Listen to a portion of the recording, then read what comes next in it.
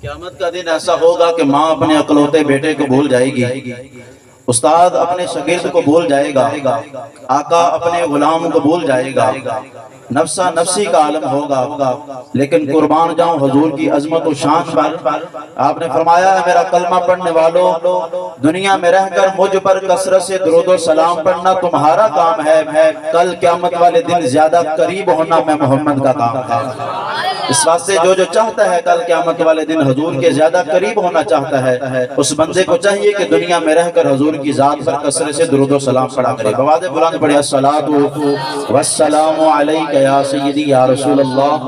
وعلی آلک و صحابک یا سیدی یا حبیب اللہ، الصلاۃ والسلام علیک یا سیدی یا جد الحسن والحسین وعلی آلک و صحابک یا سیدی یا خاتم النبیین۔ بندہ پروردگارم امت احمد نبی، دوست دار چار